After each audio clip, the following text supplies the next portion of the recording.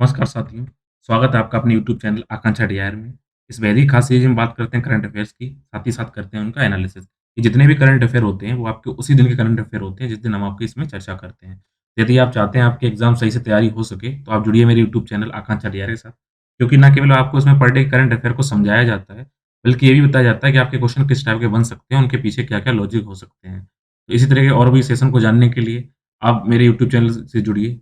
इसको यदि आप नए हैं, तो इसको चैनल को क्या करिए, आप सब्सक्राइब करिए, लाइक करिए, शेयर कीजिए, कमेंट करिए। सबसे इम्पोर्टेंट क्या है, आप बेल आइकन ज़रूर प्रेस कर लीजिएगा, जिससे कि जब भी मैं कोई वीडियो अपना अपलोड करूँगा, तो उसका नोटिफ़िकेशन आपके पास क्या होगा, सबसे पहले आपके पास नोटिफ़िकेशन पहुँच पाए और सबसे पहले आप क्या कर पाएँ, आप मेरी वीडियो को देख पाएँ। तो आइए शुरू करते हैं आज के सेशन को। तो आज के सेशन को शुरू करने से पहले देखते हैं आज का पहला प्रश्न क्या है। तो पहले प्रश्न की अगर हम बात करें, तो पहला प्रश्न ये है कि संसदीय समितियाँ कितने प्रकार की होती हैं? क्यों चर्चा में, ये तो मैं बता दूँगा। सबसे पहले आप इसका आंसर बताइए कि संसदीय समितियाँ कितने प्रकार की होती हैं? तो इसका आपका आंसर है संसदीय समितियाँ होती हैं, वो कितने प्रकार की होती हैं? संसदीय समितियाँ 2 तरीके की होती हैं।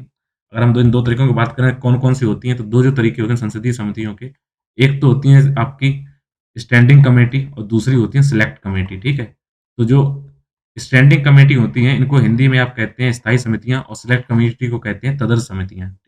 तो जो सिलेक्ट आपको बता दें, जो सिलेक्ट कमेटी अर्थात स्थायी समितियाँ हैं, या फिर अब उनके नाम से है, ये अनवरत चलती रहती हैं हर साल में। बस क्या होता है, इनमें नए-नए जो इनके कार्य, जो इनके मेंबर हैं, वो जुड़ते रहते हैं, हटते रहते हैं, लेकिन ये हमेशा स्थायी रूप से बनी रहती हैं। वहीं सिलेक्टेड कमेटी की बात की जाए, अर्थात तदर्थ कमेटी की बात की जाए, तो इसमें क्या होता है, किसी खास विशेष उद्देश्य से क्या किया जाता है, इनको बनाया जाता है। किसी खास विशेष पर्पज़ से क्या होता है, इनका निर्माण किया जाता है और जब वो पर्पज़ कंप्लीट हो जाता है, वो कार्य कंप्लीट होता है, तो ये क्या किया जाता है, इनको समाप्त कर दिया जाता है। एक तो इनकी खासियत ये हो गई। दूसरी हम बात करें कि स्थायी कमिटियों की अगर बात करें, तो स्थायी कमिटियों को कि फिर 2 पार्ट में डिवाइड कर दिया जाता है। पहला होता है फाइनेंशियल कमिटी, अर्थात वित्तीय समिति होती है, और दूसरी जो समिति होती है, वो होती है डिपार्टमेंटल कमिटी, जिसको विभागीय समिति के नाम से जानते हैं। अगर आप इसमें और डिटेल में जाएँगे, तो जो फाइनेंशियल कमिटी होती है, इसको भी बाद में 2 सप्ताह पार्ट में डिवाइड कर दिया जाता है, जिसमें से एक इसमें जो इम्पोर्टेंट अगर देखें फाइनेंशियल कमिटी में, ये बता रहा हूँ एग्ज़ाम्पल क्या है। एक तो होता है इसमें लोक लेखा समिति, काफ़ी इम्पोर्टेंट होती है, जो पूरा लेखा-जोखा चेक करती है। दूसरा इसका उदाहरण है प्राक्कलन समिति, ये भी काफ़ी इम्पोर्टेंट है। और तीसरा जो इसमें समिति आती है, वो इम्पोर्टेंट है इसकी, जो सरकारी उपक्रम होते हैं, पब्लिक सेक्टर की जो समितियाँ होती हैं, उनको इसमें देखा जाता है कि सरकारी उपक्रम किस तरीके से कार्य कर रहे हैं। तो आपको शायद इसका आंसर पता चल गया होगा कि संसदीय समितियाँ हैं, वो कितने प्रकार की होती हैं? 2 तरीके की होती हैं। इन 2 तरीकों में कौन-कौन सी होती हैं? एक तो होती है आपकी स्टैंडिंग कमिटी, जिसको स्थायी तदर्थ समिति कहते हैं, और दूसरी होती है सिलेक्टिंग कमिटी, ठीक है? तो इस चीज़ को आप ध्यान रखिएगा, 2 तरीके की समितियाँ कौन-कौन सी हैं। तो इसके बाद में अगर जो हम देखें आपकी स्थायी समिति है, तो स्थायी समिति को आप 2 भागों में बाँट सकते हैं। पहली इसमें जो पहला इसमें है, जो किसी भी क्या करते हैं, वित्तीय समितियों के रूप में बाँट सकते हैं, और दूसरी समिति क्या होती है, इसमें विभागीय समिति होती है, डिपार्टमेंट का लेखा-जोखा देखती है। जो वित्तीय समितियों के उदाहरण है, उसमें लोक लेखा समिति आती है, प्राक्कलन समिति आती है, और कहीं न कहीं आपकी जो सरकारी उपक्रम समिति है, वो इसके अंतर्गत आती है। आपको बता दें, जो संसदीय समितियाँ हैं, इसमें जो भी सदस्य होते हैं, मेंबर उसमें कार्य करते हैं, तो उनको जो अधिकार दिए जाते हैं कि आपको ये राइट है, तो आप इनको करिए। तो ये राइट जो उनको मिले हुए हैं, ये राइट उनको मिले हुए हैं संविधान के द्वारा, और संविधान के 2 आर्टिकल हैं, जो स्पष्ट रूप से करते हैं कि समितियों जब भी निर्माण होगा, तो आप उनको क्या अधिकार देंगे, उनके कार्यों को क्या करेंगे, कहीं पर आप किसी भी कोर्ट में उनको आप आपत्ति नहीं उठा सकते हैं। इन समितियों का बेसिकली कार्य होता है क्या है, जो भी संसद में चर्चा की जाती है, जो भी नए विधेयक बनाए जाते हैं, जैसे इस टाइम पे अभी चर्चा में इसलिए आ गई हैं, क्योंकि आपको पता होना चाहिए, जो यूनिफ़ॉर्म इसमें मैरिज एक्ट बनाने की कोशिश की जा रही है, जिसमें लड़कियों की जो उम्र है, जो फीमेल की उम्र है, वो लड़कों के बराबर करके 21 वर्ष करने की बात की जा रही है। तो 21 वर्ष को करने के लिए क्या किया गया है कि उसकी जाँच करने के लिए भी इनकी बात इस समिति के पास भेज दी गई है, इसलिए चर्चा में है, इसलिए मैं आपका ये आज इसमें बन रहा है ये टॉपिक आपके करंट से। तो आपको बता दें, जो इसमें कौन-कौन से आर्टिकल शामिल होते हैं। एक तो आर्टिकल जो 105 है, और दूसरा आर्टिकल है 118। तो आपको ये बात पता होगी, जो आर्टिकल 105 है, उसके अंतर्गत क्या है कि उसके अंदर विशेषाधिकार दिए गए हैं एमपीज़ को, तो उसी में इनको समिति की कार्रवाई में भाग लेने के लिए कार्य इसमें इनको मनोनीत क उनको अधिकार दिया जाता है। वहीं पे जो आर्टिकल 118 है, उसमें कहीं न कहीं इसकी बात की जाती है, जिससे क्या हो, ये आपको अपने निर्बाध रूप से कार्यों को कर सकें। ठीक है? देखो, अब देखते हैं अगला प्रश्न है। अगला प्रश्न ये है कि आयोग द्वारा एक आयोग गठित किया गया था, तो आपको इस टाइम ये चर्चा में क्यों आया, वो इसका आप तुरंत समझ जाएँगे किस लिए चर्चा में आया है। तो ऐसा बोला गया कि अक्टूबर 1966 में गठित एक आयोग किया गया था, जिस आयोग का नाम है महाजन आयोग, ठीक है? तो प्रश्न आपसे ये है कि महाजन आयोग किससे संबंध रखता है? तो ये क्यों चर्चा में, ये आपको बता दें कि प्रश्न आज करंट अफेयर में क्यों बना। उससे पहले आप समझिए कि जो महाजन आयोग है, उसको अक्टूबर 1966 में गठित किया गया था। तो अब देखते हैं महाजन आयोग के बारे में। तो सबसे पहले आप इसका आंसर सुन लीजिए कि महाजन आयोग का जो गठन है, वो इसलिए किया गया है कि महाराष्ट्र अगर देखेंगे और आप देखेंगे कर्नाटक। कर्नाटक के उत्तर में जाएँ और महाराष्ट्र के दक्षिण में जाएँ, तो यहाँ पर एक गाँव पड़ता है, जिस गाँव का नाम है बेलगाँव, ठीक है? तो बेलगाँव को लेकर यहाँ पे चर्चा को लिए इस ये आप चर्चा बनी हुई है प्रेज़ेंट टाइम में। तो बेलगाँव की देखें, वहाँ पे बेलगाँव की जो जनसंख्या है, उसमें एक तरफ मराठीभाषी लोग हैं, दूसरी तरफ कन्नड़वासी लोग हैं। तो कन्नड़वासी लोग क्या चाहते हैं कि उनका वो कर्नाटक के राज्य में रहें, उनको वो स्टेट कर्नाटक में चाहते हैं, बल्कि महाराष्ट्र मराठी लोग क्या चाहते हैं, वो महाराष्ट्र का हिस्सा बने, और महाराष्ट्र सरकार भी ऐसा चाहती है। तो इसी को लेकर क्या है, वहाँ पर भाषा को लेकर विवाद उत्पन्न हो जाता है और कहीं-कहीं उत्तेजना बढ़ी हुई है इस टाइम पे। इसीलिए महाजन आयोग का इसमें चर्चा की गई। तो आपको बताते हैं, बेलगाँव जो विवाद हुआ, ये मराठी और कन्नड़वासी लोगों को क्षेत्रों को शामिल करने के लिए हुआ है। आपको बताते हैं, जब अक्टूबर 1966 में महाजन आयोग, अगर महाजन आयोग को आपको बताएँ किसकी अध्यक्षता में हुआ था, ये पूर्व मुख्य न्यायाधीश महेश चंद्र महाजन महाजन जी हैं। इनके अध्यक्षता में एक आयोग गठन किया गया, जिसको ये तय करना था कि जो बेलगाँव है वो किसके हिस्से में जाएगा। तो आपको बता दें, जब इनकी कमिटी की जो रिपोर्ट आई, वो आई अगले वर्ष में, अगस्त 1967 में। अगस्त 1967 में इन्होंने ये कहा, कुछ तो गाँव का पहले इन्होंने बँटवारा किया। इन्होंने 3 टाइप के बँटवारे किए। सबसे पहले इन्होंने क्या बोला कि लग 264 जो गाँव हैं, वो किसके हिस्से में आएँ, महाराष्ट्र के हिस्से में, उनको भाषा के आधार पर डाल दिया जाए। और 247 जो गाँव हैं, सॉरी, यहाँ पे 264 गाँव थे महाराष्ट्र में, और 247 जो गाँव हैं, वो किसमें डाले जाएँगे, कन्नड़ राज्य में। बस इन्होंने इम्पोर्टेंट जो निर्णय बेलगाँव के ऊपर जो होना था, तो बेलगाँव के लिए इन्होंने ये बोला कि बेलगाँव जो है, वो किसके हिस्से में जाएगा, कर्नाटक के हिस्से में जाएगा, कि वो कर्नाटक के राज्य का हिस्सा बना रहेगा। तो इसको इसको लेकर क्या किया गया, कर्नाटक में तो ज़ोर-शोर से स्वागत किया गया, वहीं पे महाराष्ट्र सरकार ने क्या किया, इसका विरोध किया है। आज भी इसका विरोध करती है, और आए गवाही क्या होता है, यहाँ पे विरोध प्रदर्शन देखे जाते हैं। तो आपको बताते हैं, इसमें एक इम्पोर्टेंट अगर आप फैक्ट जानना चाहें, तो उस टाइम पे कर्नाटक के राज्य का नाम क्या था, मैसूर नाम था। तो 1973 में आके 1973 में क्या हुआ था, मैसूर का नाम बदल के क्या रख दिया गया है, कर्नाटक रख दिया गया है। तो कर्नाटक का नाम स्टार्टिंग से नहीं था, स्टार्टिंग से इसका नाम मैसूर था, और 1973 में आके इसका काम क्या हुआ है, इसका नाम कर्नाटक कर दिया गया है। देखते हैं आज के अगले प्रश्न को। अगला प्रश्न क्या है कि मेकाधातु विवाद क्या है? ये भी एक लड़ाई से संबंधित मुद्दा है। तो सबसे पहले आप बता दें, मेकाधातु विवाद को जानने से पहले आप ये जानिए कि मेकाधातु क्या है? तो मेकाधातु अगर हम बात करें, तो मेकाधातु क्या है? एक बहुउद्देशीय अर्थात मल्टीपर्पज़ क्या है? जल विद्युत योजना है। तो आपको समझ में आ गया, ये डैम बना के इसमें क्या है, ना केवल जल को विद्युत उत्पन्न की जाएगी, बल्कि उसके जल जल को क्या किया जाएगा, कृषि के लिए, पीने के लिए क्या किया जाएगा, इसकी पूर्ति के लिए इसको बनाया जा रहा है। तो मेकाधातु क्या है, एक डैम है, जो क्या किया जा रहा है, मल्टीपर्पज़ पर्पज़ किसके लिए, जल और विद्युत के लिए है। इसको किस सरकार के द्वारा बनाया जा रहा है? तो इसको बनाया जा रहा है कर्नाटक राज्य के द्वारा बनाया जा रहा है। इसके बाद आपको इम्पोर्टेंट ये जानना होगा कि मेकाधातु है, जो परियोजना है, ये किस रिवर के ऊपर बनाई जा रही है? ये बनाई जा रही है कावेरी नदी के ऊपर। तो जब कावेरी नदी के ऊपर बनाई जा रही है, तो यहाँ से विवाद उत्पन्न हो जाता है कि इसमें क्या दिक्कत क्या है? आपको पता होना चाहिए, जो कावेरी नदी है, तो बेसिकली दक्षिण भारत के 4 राज्यों, कर्नाटक, केरला, उसके अलावा पुडुचेरी, ये केंद्र शासित प्रदेश, प्लस इसमें क्या है, तमिलनाडु। तो 4 राज्यों में पानी का बहाव होता है। इन 4 राज्यों को पानी को बहाव के लिए क्या किया गया, उन्हें कुछ मात्राएँ निर्धारित की गई हैं। कर्नाटक को कितना पानी मिलेगा, केरल को कितना मिलेगा, पुडुचेरी को कितना मिलेगा, और तमिलनाडु को मिलेगा। तो जो मेकाधातु विवाद है, 2 राज्यों के बीच में फँसा हुआ है, एक कर्नाटक के बीच में और दूसरा तमिलनाडु के बीच में, ठीक है? तो यहाँ पर क्या हुआ, कर्नाटक का ये कहना है कि जो इसने मेकाधातु जो जो इसने जल विद्युत परियोजना बनाई है, इसके कारण क्या होगा कि इसमें प्रोजेक्ट से पानी को कोई खतरा नहीं है, पानी का बहाव बराबर बना रहेगा, इसलिए आप इसको क्या कीजिए, इसमें इसमें कोई दिक्कत नहीं है, वो इसको क्या करेंगे, बनाएँगे। वहीं पे तमिलनाडु का ये कहना है कि अगर इन्होंने यहाँ पे क्या किया, अगर ये डैम बनाते हैं, तो इन्होंने प्रेज़ेंट टाइम में अगर जो जल भंड जितना भी हमारा पास वाटर रिजर्वायर है, यानी जल भंडारण है, उसका क्या है, उसका वितरण सही तरीके से, उसके लिए सुविधाएँ सही से प्रदान की जा रही हैं, और जितना जिसको पानी मिल रहा है, वो ठीक है। लेकिन अगर आप यहाँ पे प्रोजेक्ट बनाएँगे, तो कहीं न कहीं क्या होगा, तमिलनाडु को पानी कम मिलेगा, उसकी कृषि भी प्रभावित हो सकती है, और पीने का पानी भी प्रभावित हो सकता है। इसको लेकर तमिलनाडु मेकाधातु प्रोजेक्ट को बनने नहीं दे रहा है। इसके लिए ये लोग कोर्ट भी गए हैं, कर्नाटक चाह रहा है बन जाए, अगर तमिलनाडु चाह रहा ना बने, तो कोर्ट में गए हैं। तो कोर्ट ने क्या बोला है, आपको पता होना चाहिए, जब भी 2 राज्यों के बीच में पानी को लेकर विवाद होता है, तो क्या होता है वहाँ पर कि वाटर मैनेजमेंट अथॉरिटी बनाई जाती है। तो यहाँ पर जो वाटर मैनेजमेंट अथॉरिटी बनाई गई, वो कावेरी वाटर मैनेजमेंट अथॉरिटी बनाई गई है, उसके अंदर ही निर्णय जा रहा है। अब उनका जो भी निर्णय आएगा, वो इन दोनों पे बाध्यकारी होगा, आपको बता दें। तो ध्यान रखिएगा, मेकाधातु जो विवाद है, वो किससे संबंधित है, जो मेकाधातु विवाद आपका कर्नाटक और तमिलनाडु पर जो कावेरी नदी पे बनाया जा रहा है, मेकाधातु डैम है, सॉरी, मेकाधातु जो मल्टीपर्पज़ जल विद्युत परियोजना है, उसके ऊपर बनाया जा रहा है। देखते हैं आज का अगला प्रश्न क्या है। अगला प्रश्न ये कह रहा है कि उइगर कौन है? आपने कभी न कभी पेपर में ज़रूर सुना होगा। तो सबसे पहले आपको बताते हैं, जो उइगर हैं, ये क्या है, ये अगर इनका देखें किस समुदाय से बिलॉन्ग करते हैं, तो उइगर जो है, वो मुस्लिम समुदाय से बिलॉन्ग करने वाले लोग हैं। सबसे पहले आपको पता होना चाहिए कि उइगर कौन है, ये मुस्लिम समुदाय है, और इस टाइम चर्चा में क्यों है कि जो चाइना के अंदर रह रहे हैं, तो चाइना का एक प्रांत है।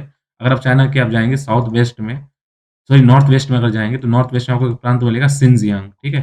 तो शिनजियांग में ये लोग रहते हैं। वहाँ पर क्या किया गया, कुछ रिपोर्टें आई हैं, उन रिपोर्टों के अलावा कुछ और लोगों का भी यहाँ पे जो लगातार ये कहना है कि यहाँ पर चाइना इन लोग के साथ क्या कर रहा है कि ना केवल इनके मानवाधिकार का यानी ह्यूमन राइट का हनन कर रहा है, बल्कि क्या किया जा रहा है, इनके ऊपर वॉच किया जा रहा है, काफ़ी इनकी सख्त निगरानी की जा रही है, और निगरानी के अलावा यहाँ पे क्या किया जाता है, आए-बगाए क्या किया जाता है, लोगों को हिरासत में रख लिया जाता है, और साथ ही साथ क्या किया जाता है, इन्हें हिरासत में रखने के साथ प्रताड़ित किया जाता है, और कहीं न कहीं इनको टारगेट करके इनकी निगरानी की जाती है, और इनकी जो सांस्कृतिक और साथ ही साथ जो इनकी मौलिक जो इनकी स्वतंत्रता है, उसका कहीं न कहीं हनन किया जा रहा है। इसलिए क्या है, इनकी जो स्थिति है काफ़ी दयनीय बनी हुई है उइगर लोगों की। ऐसी लगातार खबरें आती रहती हैं, लेकिन चाइना ने हमेशा उसका खंडन किया है, और चाइना का ये कहना है कि वो सिर्फ़ क्या करता है, यहाँ के जो ऐसे लोग हैं, जो कि उत्तेजना के भाव करते हैं, जो अलगाववादी की बात करते हैं, जो एक्सट्रीमिस्ट हैं, वो सिर्फ़ उनको क्या करने के लिए, सही करने के ठीक करने के लिए यहाँ पे क्या कुछ कैंप लगाता है, जबकि कुछ लोग बोलते हैं कि ये बंदी कैंप है, जबकि चाइना का कहना है कि नहीं, ये ट्रेनिंग कैंप है, सबको सुधारने की कोशिश की जाती है। तो इस तरह की जो ये प्रताड़ना झेल रहे हैं उइगर समुदाय, इसीलिए चर्चा में बने हुए हैं, शिनजियांग प्रांत में रहते हैं, चाइना के उत्तर-पश्चिमी में। इसके अलावा अगर हम बात की जाए, तो इसमें जो अंतर्राष्ट्रीय समुदाय का क्या कहना है कि अंतर्राष्ट्रीय समुदाय ये कहता है कि चाइना ना केवल कानून का शासन करे, बल्कि इन लोगों का क्या करे, पूर्ण सम्मान भी दे, कानून का शासन स्थापित करे, और इनको भी एक मानवाधिकार का हनन ना किया जाए। तो इस अगर हम देखें कि बेसिकली उइगर हैं कौन, तो उइगर की बात की जाए, तो एक निर्जातीय समूह, अगर इसकी निर्जाति देखें, किस निर्जाति यानी इसको सम्मिलित रेस से संबंधित है, ये निर्जातीय समूह किससे है? टर्की से संबंधित है। अपने आप को ये टर्की के जहाँ सभी पाता है। तो ये टर्की जनजातीय समूह है, जिसकी उत्पत्ति अगर देखी जाए मिडिल या ईस्ट एशिया अर्थात मध्य और पूर्व एशिया से देखी गई है, और ये उसी इसी को अपने ज़्यादा करीब मानते हैं, मिडिल ईस्ट को और पूर्वी एशिया को करीब मानते हैं। ये टर्की भाषा बोलते हैं, चाइनीज़ नहीं बोलते हैं। इसके अलावा अगर हम देखें ये कहाँ-कहाँ पाए जाते हैं, ये उइगर उज़्बेकिस्तान, अगर इनके पड़ोसी देश देखें तो इनमें उज़्बेकिस्तान के अंदर कज़ाकिस्तान के अंदर, और कहीं न कहीं किर्गिस्तान के अंदर क्या होता है, उइगर समुदाय की क्या गई बड़ी आबादी देखी गई है। तो इनके ऊपर हो रहे अत्याचारों को देखते हुए क्या किया गया है, ये चर्चा में बने हुए हैं। इस चीज़ को आप ध्यान रखिएगा। आइए देखते हैं आज के अगला प्रश्न क्या कहता है। अगला प्रश्न ये है, कभी हाल ही में हब्बल टेलीस्कोप के सहयोग करने के लिए कौन-सी टेलीस्कोप को अंतरिक्ष में स्थापित किया जा रहा है? ये चर्चा में बनी हुई है। तो आपको बता दें, हब्बल टेलीस्कोप पहले से स्पेस में लगी हुई है, और उसी को हेल्प करने के लिए क्या किया जा रहा है, एक नई टेलीस्कोप को भी अंतरिक्ष में स्थापित किया जा रहा है। इसकी घोषणा की बात की जाए, इसकी घोषणा नासा के द्वारा की गई है, जो कि अमेरिका की एक स्पेस एजेंसी है। नासा के द्वारा ये घोषणा की गई है कि हब्बल टेलीस्कोप को सहयोग करने के लिए 24 दिसंबर अर्थात कल को क्या किया जाएगा, 24 दिसंबर 2021 को वो एक नई टेलीस्कोप जिसका नाम है जेम्स वेब स्पेस टेलीस्कोप, ठीक है? नाम क्या है? जेम्स वेब स्पेस टेलीस्कोप, इसको स्थापित करने की बात की गई है। ये जो टेलीस्कोप है जेम्स वेब स्पेस टेलीस्कोप, इसको नासा यानी कि यूएसए के अलावा इसमें 2 और लोग जो जो कि यूरोपीय यूनियन है, प्लस इसमें कनाडा स्पेस एजेंसी है, और यूरोपीय यूनियन की क्या है? यूरोपियन यूनियन स्पेस जो एजेंसी है, इन 3 लोगों का यूएसए, यूरोपियन स्पेस एजेंसी और जो कनाडा स्पेस एजेंसी है, इनके द्वारा मिलकर क्या किया जा रहा है, इसकी स्थापना की जा रही है, ये इनका संयुक्त उपक्रम है। साथ ही साथ अगर हम इसमें बात करें कि इस टेलीस्कोप के सहयोग करने से अंतरिक्ष में क्या फ़ायदा होगा, तो आपको बता दें कि ये जो हब्बल इस टेलीस्कोप को लगाने वाला जो टेलीस्कोप है, इसका पहले आप नाम जो आपने बोला जेम्स वेब स्पेस टेलीस्कोप है, तो जेम्स वेब स्पेस जो टेलीस्कोप जो लगाई जाएगी, इसके अंदर क्या-क्या है, एक तरीके क्या है, ये ऐसी वेधशाला अर्थात इसमें एक ऐसी ये क्या है, एक वहाँ पर एक ऐसी टेलीस्कोप है जिसके अंदर क्या किया जाएगा, इंफ्रारेड जो रेडिएशन है ना, उनका यहाँ पे क्या किया जाएगा, उनको ये ऑब्ज़र्व करेगी। इंफ्रारेड रेडिएशन की क्या करेगी, इससे फ़ायदा क्या होगा, इससे फ़ायदा ये होगा, जो ऐसी तरंग ज दैर्घ्य जो इनकी वेवलेंथ क्या है, कहीं न कहीं ज़्यादा होती है, तो ज़्यादा तरंग दैर्घ्य वाली जो वेवलेंथ वाली है, जो वहाँ पे रेडिएशन आती है, उनका ये कवरेज करेगी। साथ ही साथ इसके अंदर क्या किया गया है, सेंसर काफ़ी उच्च कोटि के लगाए गए हैं, जिसकी वजह से इसकी क्या है, संवेदनशीलता काफ़ी उच्च है। जिसके साथ-साथ क्या होगा, जब ये हब्बल टेलीस्कोप के साथ जब जेम्स वेब स्पेस टेलीस्कोप कार्य करेगी, तो कहीं न कहीं क्या होगा कि इसमें आकाशीय जितने पिंड हैं, उनको क्या करेगा, सही तरीके से आपको कवर करने में, उनके बारे में सटीक जानकारी प्राप्त करने में कहीं न कहीं क्या होगी, इनको फ़ायदा मिलेगी। तो आपको बता दें, अगर इस जेम्स वेब स्पेस जो टेलीस्कोप है, इसके अंतर्गत क्या किया गया है, इनके 6.5 मीटर का इसमें क्या लगाया गया है, एक इंफ्रारेड दूरबीन लगाई गई है, जिसकी लंबाई कितनी है, 6.5 मीटर लंबाई है। इसके अलावा इसमें जो सबसे इम्पोर्टेंट क्या है, एक टेनिस कोर्ट कितना बड़ा अर्थात इसमें 22 मीटर कितना क्या लगाया गया है, एक सनशील्ड लगाई गई है, जो सूर्य से आने वाली जो भी जितनी रेडिएशन है, उनको क्या करे, उनको झेल सके, उनकी गर्मी को झेल सके। क्योंकि आपको पता होना चाहिए जब भी इंफ्रारेड को कहीं न कहीं अगर इकट्ठा किया जाता है, उनकी अगर जानकारी ली जाती है, उनको स्टडी की जाती है, तो उनके लिए उस शील्ड का या टेलीस्कोप ठंडा हो रहना बहुत ज़रूरी है, इसलिए इसमें क्या किया गया है, एक 22 मीटर वाली लंबी क्या लगाई गई है, सनशील्ड लगाई गई है। आपको बता दें इन जो हब्बल टेलीस्कोप होगा और उसके अलावा जो जेम्स वेब स्पेस टेलीस्कोप होगा, ये दोनों मिलकर क्या करेंगे, दोनों मिलकर इसमें करेंगे क्या, ये जो आपको पता होना चाहिए हमारी जो पृथ्वी है उसकी उत्पत्ति ऐसा माना जाता है कि जो नई आकाश गंगाएँ बनी वो बिग बैंग थ्योरी के बिग बैंग जब हुआ, उसके बाद बनी और बिग बैंग के अगर हम टाइम पीरियड देखें, ये लगभग 13.5 अरब वर्ष पहले का है, ठीक है? तो 13.5 अरब वर्ष पहले की इसमें बात की जा रही है, तो ऐसा इसमें उम्मीद की जा रही है। जब इनको दोनों को संयुक्त रूप से यानी हबल स्पेस टेलीस्कोप को और साथ ही साथ इसमें जब जेम्स वेब स्पेस टेलीस्कोप को एक साथ लगाया जाएगा, तो इसमें क्या होगा, जो बिग बैंग थ्योरी के द्वारा जो नई-नई आकाश गंगाएँ बनी थी, जो यहाँ पे आकाश गंगाएँ बनी हैं, उनको क्या किया जाएगा, कहीं न कहीं आप आपको उनको देखा जा सकेगा, उनके निर्माण की विधि को समझने में कहीं न कहीं सहायता मिलेगी, इसलिए इनको लॉन्च किया गया है। आइए देखते हैं आज का अगले प्रश्न को, अगला प्रश्न क्या कहता है? अगला प्रश्न ये है कि उड़ान 4.0 क्या है? इसको 4.0 या 4.0 कहते हैं। तो इसको जानने से पहले आप ये समझ लीजिए उड़ान क्या है? अगर आप उड़ान को समझ गए, तो उड़ान 4.0 को आप कहीं न कहीं अच्छे से समझ जाएँगे। इसमें क्या है उड़ान पॉइंट 4.0 का अगर हम देखें, तो यहाँ पे उड़ान की सबसे पहली बात देखें, उड़ान का मतलब होता है, इसकी फुल फॉर्म जो दे द गई है, उड़े देश का आम नागरिक, ठीक है? तो इसमें क्या है आम नागरिक को उड़ाने उड़ाने मतलब कि वहाँ पर उनको ऐसी सुविधाएँ दी गई हैं कि वो भी क्या करें, अब अपनी हवाई यात्रा कर सकें, अपने सपने पूरे कर सकें। तो उड़ान को 2016 में केंद्र सरकार द्वारा इसको चलाया गया था। इसका कार्य क्या था, उड़े देश का आम नागरिक इसमें क्या था, लोकल जितने भी क्षेत्रीय कनेक्टिविटी है, जहाँ ऐसे क्षेत्र जहाँ पर क्या हुआ था, हवाई सुविधाएँ उपलब्ध नहीं थी, वहाँ पर क्या किया गया, हवाई सुविधाएँ उपलब्ध कराई गई।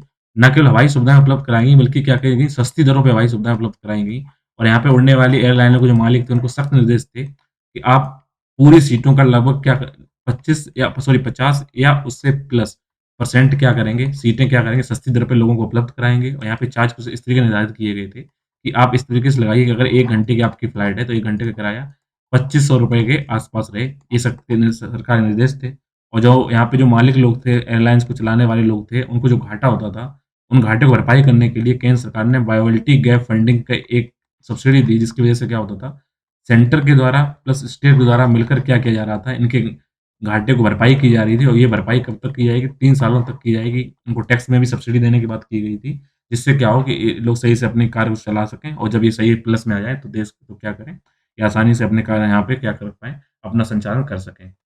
तो इसी को आगे बढ़ाते हुए अब उड़ान 4.0 चलाई गई है, तो आपका प्रश्न ये है कि उड़ान 4.0 क्या है? तो ये ऐसी क्षेत्रीय कनेक्टिविटी बढ़ाने की कोशिश कर रहा है। पहले तो उन्होंने वहाँ पे नॉर्मल इलाके में देखा, अब उड़ान 4.2 क्या करेगा? बेसिकली 3 एरिया को टारगेट किया गया है। एक तो नॉर्थ ईस्ट जो हमारे स्टेट्स हैं, जिसके अंतर्गत सिक्किम है, असम है, मणिपुर है, मेघालय है, मिज़ोरम है, त्रिपुरा है, अरुणाचल प्रदेश है, वो 7+1 सिस्टर्स वाली बात की जाती है, वो सारे स्टेट को। इसके अलावा जितने हमारे पहाड़ी राज्य हैं, चाहे जम्मू-कश्मीर हो, उत्तराखंड की बात हो, हिमाचल प्रदेश की बात हो, इनको प्लस हमारे जो 2 हिली सॉरी जो जो हिली स्टेशन वो हो गए स्टेट कंप्लीट का होगा, इसके अलावा जो हमारे आइलैंड 2 हैं, 2 आइलैंड हमारे पास कौन से हैं? 2 आइलैंड हमारे पास है, एक तो है लक्षद्वीप और दूसरा क्या है हमारा अंडमान एंड निकोबार। तो इन सब में अब क्षेत्रीय कनेक्टिविटी को बढ़ाने की बात की जा रही है, तो आपको बता दें, तो अंडमान और निकोबार में क्षेत्रीय कनेक्टिविटी जो की जाएगी, तो इसमें अब इतने क्योंकि थोड़े दुर्गम इलाके हैं जहाँ पर बात की जा रही है, तो इन दुर्गम इलाकों के लिए ना केवल आपको एरोप्लेन की सुविधा दी जाएगी, बल्कि कहीं न कहीं यहाँ पे हेलीकॉप्टर को भी चलाने की बात की जा रही है, जिससे क्या हो जहाँ पर प्लेन ना पहुँच पाएँ, काफ़ी दुर्गम इलाके तो वहाँ पे क्या होगा हेलीकॉप्टर से आप पहुँच बना दीजिए। साथ ही साथ यहाँ पर सी प्लेन भी चलाने की बात की जा रही है। सी प्लेन इसका मतलब ये होता है ऐसे जहाज़ होते हैं जो क्या करते हैं समुद्र में भी उड़ सकते हैं, वहाँ पे चल सकते हैं स्टीमर की तरह। तो उसके द्वारा उड़ान 4.2 चलाई गई है, तो आप इस बात को ध्यान रखिएगा। आइए देखते हैं आज का अगला प्रश्न। अगला प्रश्न ये है कि अनुच्छेद 31 जो डी है, उस वो किससे संबंधित था? तो आप प्रश्न से समझ जाइए कि प्रेज़ेंट टाइम ये नहीं बचा हुआ है, फिर भी चर्चा में है कि अनुच्छेद 31 डी किससे संबंधित था? तो आपको बता दें जो आर्टिकल 31 डी था, इसको वर्ष 1976 में लाया गया था। 1976 में इसलिए लाया गया था, आपको पता होना चाहिए कि 25 जून 1975 को क्या किया गया था, हमारे देश के प्रधानमंत्री इंदिरा गांधी जी के द्वारा क्या किया था, देश में आपातकालीन लगा दिया गया था। तो आपातकालीन में राष्ट्र विरोधी गतिविधियाँ जो भी हो रही थी, तो चाहे हो ना हो लेकिन उनको कुछ किया गया था, परिभाषित करने की कोशिश की गई थी, उनकी डेफिनिशन देने की कोशिश की गई थी। तो जो राष्ट्र विरोधी गतिविधियाँ हैं, उनको परिभाषित करने के लिए 31 जी को 1976 में संविधान में संशोधन करके लाया गया था। तो आपको बता दें, अनुच्छेद 31 जी का संबंध आपातकाल के दौरान जो राष्ट्र विरोधी गतिविधियाँ थीं, उनको परिभाषित करने के लिए लाया गया था। अब इस टाइम चर्चा में क्यों है? क्योंकि किसी ने सरकार से पूछा है कि राष्ट्र विरोधी गतिविधियाँ क्या हैं? आप इनको बताइए। तो हमारी केंद्र सरकार ने जवाब दिया है कि राष्ट्र विरोधी जो गतिविधियाँ हैं, उनकी परिभाषा संविधान में नहीं दी गई है। तो आप बोलेंगे सर इसमें दे रखी थी। तो हुआ क्या है कि राष्ट्रपति जो ग जब आपका यहाँ पर आपातकाल हटा, तो 1977 में क्या किया गया, 46 कॉन्स्टिट्यूशन अमेंडमेंट किया गया 46वां, और उसके तहत क्या किया गया है, अनुच्छेद 31 डी को हटा दिया गया है। तो जब ये हट गया तो राष्ट्र विरोधी गतिविधियाँ कौन-सी होंगी, उनकी परिभाषा क्या होगी, वो अपने आप ही स्वतः खत्म हो जाती है। इसलिए चर्चा में ध्यान रखिएगा। कभी आपसे हो सकता है पूछ ले कि राष्ट्र विरोधी गतिविधियाँ जो हैं वो किससे मतलब 31 डी क्या है, बाई चांस चर्चा में आया है, तो आप इसको कवर कर लीजिएगा। आज का अंतिम प्रश्न देखते हैं, और आज का अंतिम प्रश्न ये है कि चिल्ले-चिल्लाई कला क्या है? हो सकता है आपको कुछ आर्ट फॉर्म लगे, लेकिन अगर आप इसे देखेंगे तो काफ़ी इंटरेस्टिंग चीज़ है, तो ये काफ़ी चर्चा में है।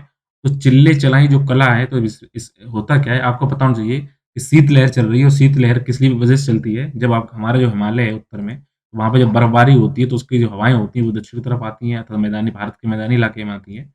और मैदानी इलाके में आके क्या करती हैं, सर्दी को बढ़ा देती हैं, और इस बार दिसंबर महीने में जो अभी 2-3 दिन क्या हुआ, शीतलहर चली है, उसने कई सालों का रिकॉर्ड भी तोड़ा है सर्दी का दिसंबर महीने में। तो आपको बता दूँ जो चिल्ले-चलाई कला क्या है, आपको पता चाहिए कश्मीर जब घाटी है, तो कश्मीर घाटी में क्या होता है, जब बर्फबारी पड़ती है और कश्मीर का जो ऊपरी इलाका, जो पहाड़ी इलाका है, वो क्या होता है, बर्फ की चादर से ढक जाता है। तो बर्फ की चादर से भी ढकने से क्या होता है, वहाँ पे कठोर शीत ऋतु का आगमन हो जाता है। तो जब कठोर शीत ऋतु का आगमन होता है, तो ये बर्फ 1 दिन, 2 दिन नहीं, कई हफ्तों तक पड़ती रहती है। तो स्टार्टिंग जो चिल्ड जो 40 दिन होते हैं, तो 40 डे की जो अवधि होती है, जो टाइम पीरियड होता है, तो उसी को क्या बोला जाता है, चिल्ले-चलाई कला। तो आप ध्यान रखिएगा, कश्मीर घाटी में जो बर्फ पड़ती है, और बर्फ की वजह से वहाँ पे क्या होता है, लगातार वहाँ पे कठोर शीतलहर चल जाती है। शीतलहर को क्या बोलते हैं, वहाँ पे स्टार्टिंग की अवधि जो 40 दिन की होती है, उसको बोला जाता है चिल्ले-चलाई कला। तो आप समझ गए होंगे कि चिल्ले-चलाई कला क्या है। अगर आप इसको और थोड़ा डिटेल में देखें, तो जो चिल्ले-चलाई कला है, इसका जो हम देखते हैं ये क्या है, एक तरीके से क्या है, ये फ़ारसी शब्द है। फ़ारस से लिया फ़ारसी भाषा से इसको लिया गया शब्द है चिल्ले-चलाई कला को, जिसमें इसका मतलब होता है बड़ी सर्दी, ठीक है? तो बड़ी सर्दी से इसका बिलॉन्ग करते हैं, जब सर्दी काफ़ी लंबी पड़ती है, तो चिल्ले-चलाई कला को बड़ी सर्दी के रूप में जाना जाता है। इसके अलावा आपको देखें, यहाँ पर हफ्तों तक पहाड़ों पर बर्फ ढकी रहती है, शीतलहर इसमें चरम अवस्था में होती है। आपको बता दें कश्मीर में जो डल झील है, तो वो इतना यहाँ पे सर्दी पड़ती है, तो डल झील का जो पानी भी क्या है, वहाँ पे जम जाता है, और वहाँ पर उनका जो तापमान होता है, वो 0 डिग्री सेल्सियस के आस-पास पहुँच जाता है। तो इसको बोलते हैं चिल्ले-चलाई कला। लेकिन जब ये सर्दी थोड़ी-थोड़ी छँटती है, तो 40 दिन के बाद जो अगले 20 दिन होते हैं, उनको भी यहाँ पे स्पेसिफिक नाम दिया गया है। उनके स्पेसिफिक नाम की अगर हम बात देखें, तो अगले 20 दिन को वहाँ पे बोला जाता है चिल्ले चिलाई खुर्द। इस चीज़ का ध्यान रखिएगा। 40 दिन की सर्दी के बाद जो अगले 20 दिन होते हैं उसको बोलते हैं चिल्ले चिलाई खुर्द, और उसके बाद जो अगले 10 दिन होते हैं, 20 दिन के बाद में उनको बोला जाता है चिल्ले चिलाई बच्चा। इस बात को आप याद रखिएगा कि इसमें थोड़ी सर्दी कम हो जाती है, उसको बच्चे का रूप दे देते हैं सर्दी के, तो ध्यान रखिएगा। चिल्ले चिलाई किला क्या है, वो सर्दी का टाइम पीरियड है, कितने दिन का होता है, 40 दिन का होता है। उसके अगले दिन क्या होते हैं, 20 दिन उनको बोला था चिल्ले चिलाई खुर्द, उसके अगले 10 दिन को बोला है चिल्ले चिलाई बच्चा। तो इस तरीके से वहाँ पे सर्दियों को डिफाइन करने के यहाँ पे ये अगले अनूठे फ़ारसी शब्द इसमें रखे गए हैं, तो आपको ये पता होने चाहिए। इसी के साथ आज के जितने करंट अफ़ेयर थे उनका जो आपको क्वेश्चन बन सकते थे वो कंप्लीट होते हैं। उम्मीद है आपको ये सेशन समझ में आया आया होगा। मिलेंगे अगले सेशन में एक नए टॉपिक के साथ, तब तक जुड़े रहिए मेरे यूट्यूब चैनल आपके साथ। Thank you.